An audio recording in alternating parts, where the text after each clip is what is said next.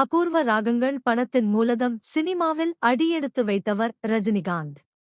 இன்று 160 படங்களுக்கும் மேல் நடித்து இந்திய சினிமாவின் உச்ச நட்சத்திரமாக திகழ்ந்து வருகிறார். ரஜினி என்றால் அவரது ஸ்டைல்தான். சென்டிமெண்ட், ஆக்ஷன் என எல்லா காட்சிகளிலும் ரசிகர்கள் பார்ப்பது அவரே ஸ்டைலேதான். ஒரு சில படங்களில் ரஜினி தனது வழக்கமான நடிப்பில் இருந்து விலகி கதாபாத்திரத்திற்கு முக்கியத்துவம் அளித்து நடித்துள்ளார். அந்த வகையில் மகேந்திரன் இயக்கிய முள்ளும் மலரும் திரைப்படம் ரஜினிக்குள் இருக்கும் ஒரு தேர்ந்த நடிகரை வெளியே கொண்டு வந்த படங்களில் ஒன்று. இந்த படம் பற்றி சுவாரஸ்யமான தகவல் ஒன்றை இயக்குனர் மகேந்திரனின் மகன் ஜான் மகேந்திரன் தெரிவித்துள்ளார். முள்ளும் மலரும் படம் பற்றி ஜான் மகேந்திரன் 1978ஆம் ஆண்டு மகேந்திரன் இயக்கி ரஜினி நடித்த திரைப்படம் முள்ளும் மலரும். தமிழ் சினிமாவில் எல்லா காலமும் கொண்டாடும் கிளாசிக் படங்கள் வரிசையில் இந்த படம் இருந்து வருகிறது. இந்த பட பற்றி ஜான் மகேந்திரன் சாய் வித் சித்ரா நிகழ்ச்சியில் பேசியுள்ளார்.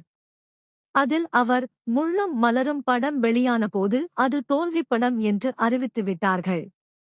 அதுவரையும் சிகரெட் பிடிப்பது, தலைமுடியை எடுத்துவிடுவது என ரஜினியை ஸ்டைலாக பார்த்த ரசிகர்கள் கை இல்லாமல் ரஜினியை பார்த்ததும் அவர்களால் ஏற்றுக்கொள்ள முடியவில்லை. அப்போது அப்பா கொஞ்சம் உடைந்து போய்விட்டார். அப்போதுதான் ரஜினி சார் எந்த படப்பிடிப்பு இருந்தாலும் தினமும் இரவு எங்கள் வீட்டுக்கு வருவார். அவரது பைக் ஹெட்லைட் அப்பா இருக்கும் அறையின் மேல் அடிக்கும். இருவரும் கிளம்பி வெளியே செல்வார்கள். பின்னிரவில் ரஜினி அப்பாவை வந்து டிராப் செய்வார். காலை ஆழ்வார்பேட்டையில் கோயிலுக்கு போய்விட்டு அப்பாவை வந்து பார்ப்பார்.